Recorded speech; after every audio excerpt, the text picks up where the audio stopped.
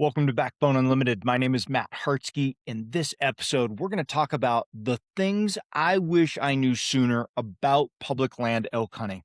These are mistakes that quietly cost hunters years without them even realizing it.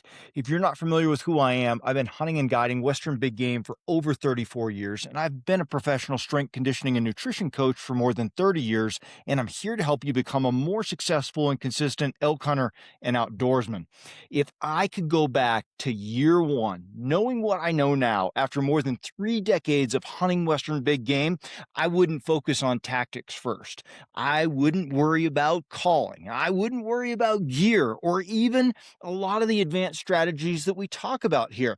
I would first fix how I think about elk hunting because effort was never the problem. I always put in the miles. I was putting in the time, but I was applying that effort in the wrong place at the wrong times with the wrong expectations. And that's what we're going to correct in this episode. One of the biggest mistakes I made early on was believing elk would be where they were supposed to be, right?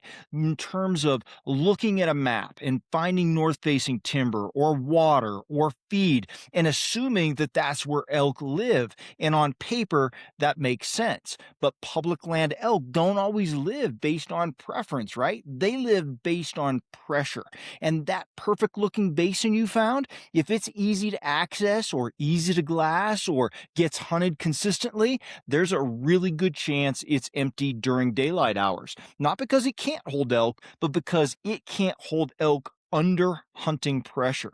So what actually happens is elk adjust. They don't just leave an area entirely, they shift within it. We talk about this a lot, but I still get the same questions over and over. So I really want to hammer this home.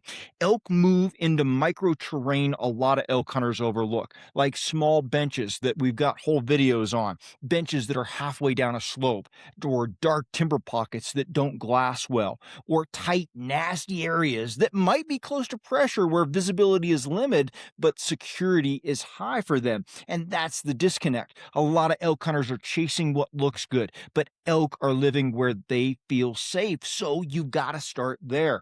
That often means they're closer to pressure than we think, but positioned in a way that makes them harder to detect and even harder to hunt. The shift I would like to see you make is simple, but it can change everything.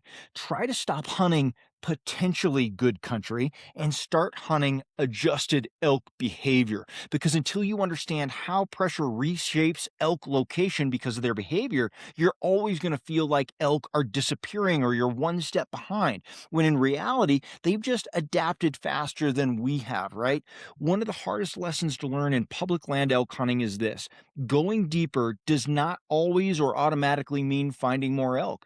For years, I believed that, and I still love to get deep. A lot of elk hunters do. The idea is simple: hike further than everybody else and you get into unpressured elk. And sometimes that is true, but a lot of times I found that it's not. When I've gone up for quick hunts, I find elk in places that I didn't really expect that were close to pressure, because elk don't just run away from pressure, they adapt to it. So what that means is they often settle into overlooked pockets a lot closer to access than a lot of us hunters are willing to believe, like small strips of dark timber just off a trail, or steep, nasty side hills that are just miserable to side hill through, or thick bedding cover that doesn't look good on a map, especially for hunting, and doesn't glass well from a distance. Those are areas that don't look appealing to hunters, but to elk, they offer something more important than beauty, food, or water. They offer security. So pressure compresses elk into those tight, more predictable zones where they can manage wind and limit visibility and avoid movement during the daylight hours.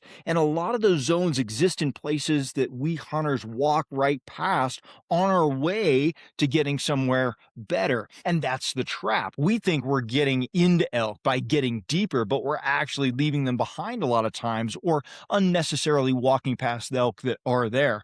The shift we need to make is this: proximity to access does not equal low density elk. In fact, some of the most consistent elk I've found in recent years have been living in places a lot of elk hunters overlook. Hey, if you hunt public land elk and you're tired of grinding through random seasons, I built the elk hunting series of ebooks for you. Most hunters don't struggle because they lack effort. They struggle because they lack a system. And that's exactly why I built the elk hunting ebook series as a complete progressive framework for Western elk hunters who are done guessing and ready to hunt with intention. Volume one is going to be Foundations in Reality. I reset your mindset and expose the assumptions that quietly wreck seasons. In volume two, Finding Elk and Understanding Pressure, you'll learn how elk actually move under pressure so you can anticipate instead of react. In volume three, Terrain, Wind, and Position, I break down how to use landscape and thermals to consistently create opportunities. In volume four, Calling, Silence, and Pressure, sound becomes a decision tool, not an impulse. In volume five, Bow Hunting Execution, we're talking about close range strategy so you can finish your encounters. And in volume six, Late Season and Post Rut, we're talking about how elk shift after the rut and how to adapt when others quit. This is a system built for consistency. This isn't theory, it's a structured system to help you find elk, read country, and make confident decisions every season. Buy each volume individually or bundle them all to save 50% off at backboneunlimited.com. Now, here's a big part of this. For a long time, I treated wind like just one variable of the hunt, something to consider, but not something that controlled everything. And that was a big mistake. Most blown elk encounters aren't tactical failures. A lot of times they're wind failures. And until you understand that, you're going to keep doing the right things, but maybe in the wrong wind conditions. So here's where a lot of elk hunters get it wrong. They think about wind in simple terms like direction, but elk live in a much more complex system built around thermals and terrain-driven airflow, right? So in the early morning hours, just after daylight is started, morning thermals are typically pulling downhill. As the day warms up, they shift and begin rising. Evening thermals are not a clean switch. They're unstable, inconsistent because they're transitioning from that heat back into cooler temperatures, but it doesn't happen evenly across the hillside, and they're highly influenced by the terrain they're in. Now layer that into real elk country, like bowls that swirl, or benches that roll air unpredictably, or creek bottoms that trap and shift wind in ways that don't match what you necessarily feel in your face. What seems like a good setup from a distance can completely fall apart the moment you commit to it. Elk know it. They bed in positions where they can use both wind and thermals to their advantage, often with wind at their back and thermals rising or falling in front of them depending on the time of day. And that gives them a constant stream of information. You don't get that luxury. So if your setup doesn't account for how air is actually moving through that exact terrain that you're in at that moment, you're already beat before the encounter even starts. So what you need to do here, the shift I would like to see you make, is to recognize if the wind isn't right, nothing else matters. It doesn't matter how good your calling is. It doesn't matter if your movement is great. It doesn't matter about your effort. You can't out hunt bad wind. Another one of the biggest traps in public land elk hunting is the belief that more movement equals more opportunity. It feels productive. You're covering ground, checking basins, chasing bugles, following fresh sign, and it gives you the sense that you're elk hunting, right? But in reality, constant movement is one of the fastest ways to stay behind elk, because every time you react, every time you chase a sound, a track, or a sighting, you're moving based on where elk were. You're playing their game, right? You're not anticipating and understanding where they're going, so you're always going to be one step late. That's the addiction, right? Covering ground feels tough. It feels like progress, but it often keeps you disconnected from the actual pattern of elk movement and behavior. The shift happens when you stop trying to create encounters and start hunting the movement and the elk behavior itself. Elk move with purpose, right? They follow terrain. They use predictable travel routes between feed, water, and bedding. And when you understand that, you're going to stop wandering so much and you're going to start positioning yourself where you need to be.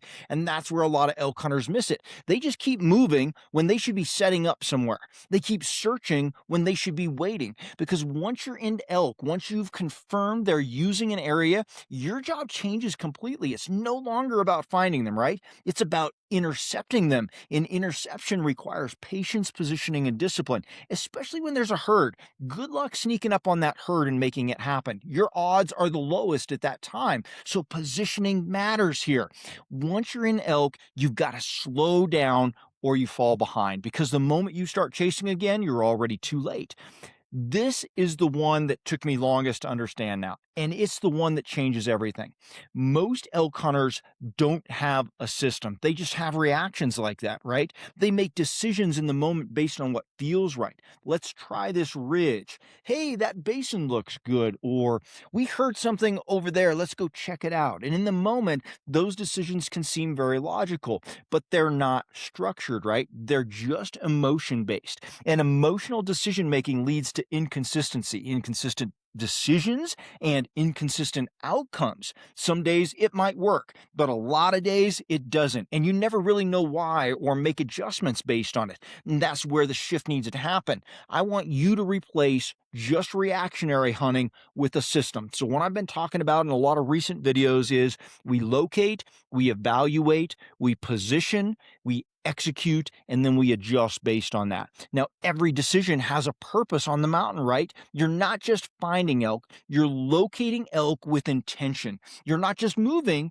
you're evaluating the terrain first, and the wind, and the pressure, and the timing. And you're not just setting up randomly, you're positioning for a very specific movement outcome. And when it doesn't work, or maybe it does work, you're not just guessing, or you're not just blowing the information off in that experience. You're analyzing and you're adjusting based on that information. That's control. And that's the piece that a lot of elk hunters are missing, because this system works no matter where you are. High pressure, low pressure, early season, late season, steep country, open country. Elk behavior stays consistent. And the system that we just discussed allows you to stay aligned with that behavior. But without structure, you're just hoping. You're just guessing, right? With structure, you're hunting on purpose, right? Just like anything else we talk about in life, work, relationships, fitness, nutrition. Without structure, you're just guessing, and the chances of being successful are pretty darn poor in my experience. One of the most common mistakes in public land elk hunting is starting over every single day. You wake up, you pick a new area, try something different, and treat it like a completely fresh hunt. And sometimes that feels right to you because you haven't been taught anything different, but you're staying flexible, right? You're covering more ground, you're giving yourself chances. That's not actually what's happening right here. What's happening is you're erasing or disregarding information, and you're starting from scratch every day. Every day in elk country gives you something, though, right?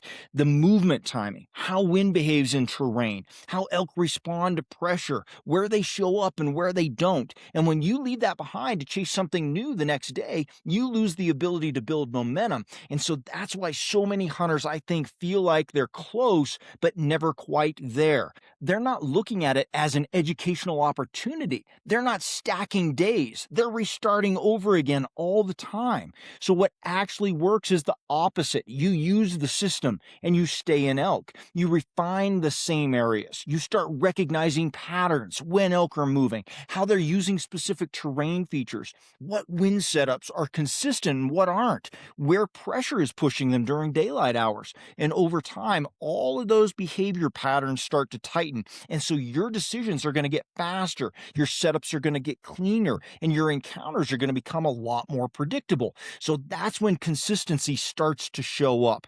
The shift is you've got to start stacking days and not restarting fresh all the time. Use the system, right? Build momentum, build your information, because elk hunting isn't about finding something new every day. It's about understanding what you're already in and getting better at it every time you step back into it. The truth is, you probably aren't very far off of becoming a very consistent elk hunter. You're probably putting in the effort. You're probably going to good country. You're probably doing a lot of the things right, but you might be slightly misaligned in the places that matter most. And in elk hunting, small misalignments at the foundation level don't create small problems. They create consistent failure, right? Inconsistent results. These aren't minor mistakes, they're structural. And that's why nothing seems to fully come together, even when you feel really close. So instead of asking yourself, what tactic am I missing? Start asking a better question. What part of the system am I misunderstanding or not executing? Because the moment you fix that, everything is going to start to tighten up. Your decisions are going to improve. Your positioning on the mountain is going to improve, and your encounters are going to become more consistent. And that's when elk hunting stops feeling so random. So stay honest about where you're at, right? Fix the foundation and keep building forward. That's how this turns around for you and you become a consistent elk killer. If you want to go deeper into elk movement, pressure patterns, terrain positioning, and structured decision making, that's exactly why I built the elk hunting series of ebooks. It's a progressive system designed to help you understand how elk actually use country and how to position yourself accordingly. I have a link to those ebooks in the description. If you want hands-on application and real-time breakdowns, we have an in-person Elk Camp 2026 that is built around this same philosophy: structure, preparation, and execution in real terrain. We're going to spend 90% of Elk Camp with you, walking you through these real scenarios so you can understand them fully. You can check out Elk Camp at backboneunlimited.com. And if you want ongoing access to the Team Backbone community, classroom, my full digital vault of elk resources, private discussions, and direct communication to me for planning, you can join Team Backbone at backboneunlimited.com underneath our membership tab. Everything we talk about here is connected. Preparation is not a single video, it's a system. Thanks for being here. Until next time, train harder, hunt smarter, and never settle.